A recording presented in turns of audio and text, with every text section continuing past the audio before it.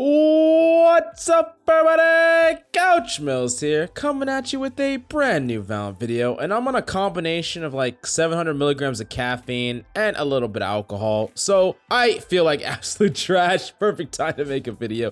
Yeah, let's jump in to everything to expect in episode 3 act 2. Now this act is going to be absolutely huge according to the developers, and we know the majority of the stuff that's going to be on it, so at the very least we can break it all down and we can get freaking hyped up because everything's about to change. Now, the first thing that you need to understand is the date, and it's going to happen on the 7th. That Tuesday is when the patch is going to be dropping, between Tuesday and Wednesday, depending on your time zone. This means that you have an extended 2 weeks to potentially get all your challenges done and climb to whatever rank that you really want to get to at the end of the season. And if you need that added bonus, the GameLeap website got you covered down below with in-depth tips and tricks. Now, that being said, things are going to change dramatically for ranks come Act 2. There's 2 big things that are going to happen. The first thing is there's going to be a dramatic shift because there's far too many people in silver. Nearly 50% of all people are in silver, and it's really messing with a lot of the ranks. It's actually harder to get into the high ranks than it used to, and things just don't really make sense coherently compared to the past. And they realize that this happened based on their systems, so they're working to correct it. Now, while it's not confirmed for this act big patch, it's most likely going to be true with Immortal 1, 2, and 3 coming back. You got to understand that they said it was going to happen at the beginning of episode 3, and now that we're entering act 2,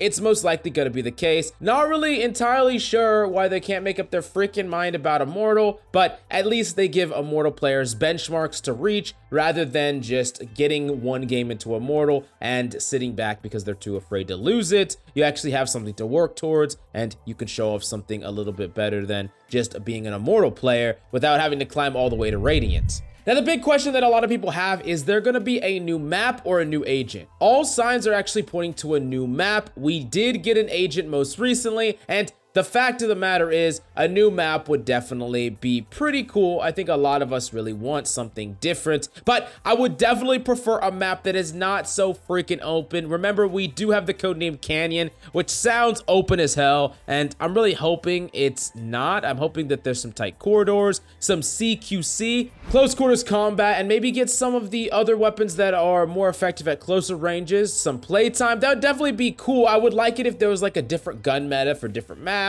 and different play styles were better, but right now it just seems like the majority of the maps are either kind of wide open or extremely wide open. But let me know what kind of map you want to see down below. Now, there is still the possibility we get a map and an agent. A map is all but confirmed, but an agent, the Deadeye leak, might still come true. I wouldn't be surprised if they drop an agent as well as a map, but knowing the fact that they took a big break and they want to make sure to have a steady stream of content, I wouldn't be hopeful that there's going to be a new agent in this act and that it's most likely going to be at the start of Act 3. We're going to be getting that new agent. Now, a lot of you have been asking for YORU changes, and unfortunately the developers said that the YORU changes are on temporary or indefinite hiatus. So we don't really know when the YORU changes are going to happen because the person who primarily leads the YORU team is not currently in office for whatever reason. So we're probably not going to be getting YORU changes this act. That being said, that doesn't mean we couldn't get minor tweaks. I wouldn't mind to just see a little bit of buffs to the character if you're not going to freaking change him right away. Might as well just make him a little bit better. I mean, you can just improve some of the cooldown times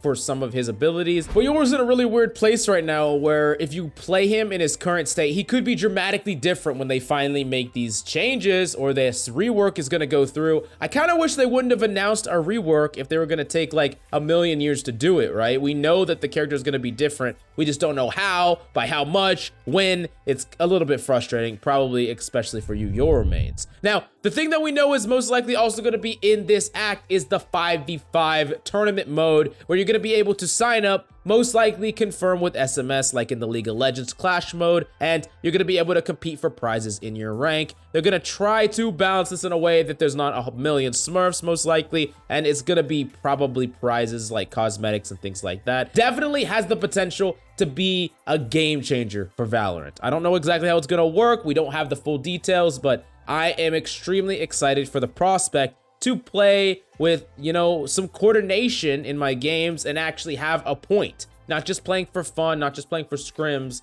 but being able to play for some really cool prizes that maybe you could only get in this 5v5 mode it would be really hype, and I think a lot of you are craving that as well. Now, let's talk about balance to agents. For the most part, agents are pretty balanced right now, besides some bug fixes that definitely need to be worked out with Sage and some walls and some omen bugs that basically just perpetually get created over and over again. I think that there's 2 agents that would really benefit from some sort of buff. First, Brim. Brim is being outshadowed by a lot of different characters. We've talked about him extensively. His stem beacon is a very underpowered ability, and either having it to where you activate it and it follows you around, or changing that ability to do something else in addition to what it already does, or just changing the ability altogether. I think that's really easy places to buff Brim, not make him like the best controller, because he's still not going to be the best even if you buff this ability or change it slightly, but he's still going to be a little bit better, and I think it's going to be better for you to have more options, especially people that are trying to filter Brimstone. Now, Breach is in a really weird spot where he has a basically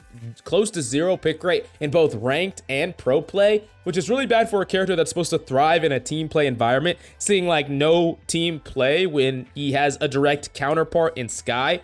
I think this is a problem that has been created when you have 2 characters that do very similar things, which is going to just happen. I mean, Valorant has said that they want to go all the way up to like 45, 50 agents, so there's going to be a lot of overlap, and you can't have every single character be viable. But I do think that the way that you should change Breach is by increasing his power level in the things that he's unique at, and kind of pulling him away a little bit from the flash aspect. If you're going to make Sky have this pop flash, I think that you should really increase the power level in Breach and other aspects. But let me know any ideas that you have about Breach seeing a buff or a change. How would you like to see him increase in power level, in what part of his kit, and why? Now, the last thing I think would be pretty cool for a lot of you Cypher mains is a tiny Cypher buff. I think that right now Killjoy is edging him out, and I think that a tiny quality of life change to Cypher, a little bit cheaper abilities would be nice for the majority of you Cypher mains. Now, let's talk about some other things that could be on this act, because they have said it's going to be huge, and while everything listed is definitely huge, I think that there's some things that they could do to push it over the edge. First off, let's talk about guns. Now, for gun changes, I don't think that there are many guns that need changes at all. Things seem pretty balanced right now,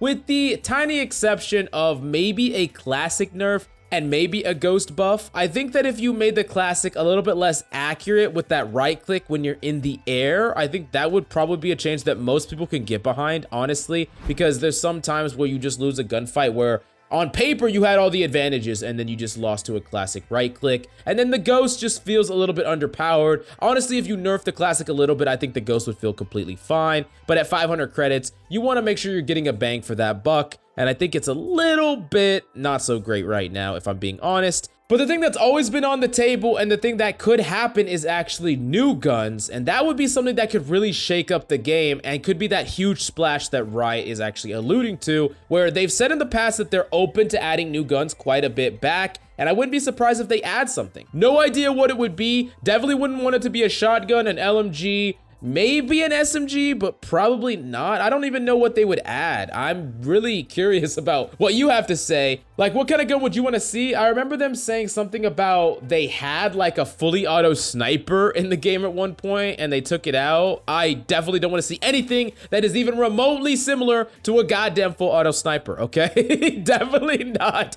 But let me know your suggestions down below. And then the last feature that I'm gonna keep asking for every single goddamn video is a freaking VOD reviewer. Probably not gonna get it, definitely need it. Let me know what feature you want to see most and why down below. And go to the GameLeap website if you want to dominate the ranks and either dominate in Act 1 and get to your rank that you've been dreaming of, or prepare yourself for Act 2. Either way, we got everything you need. But thank you so much for coming by. Hope you enjoyed the video. I love your goddamn faces, and I'll see y'all next time.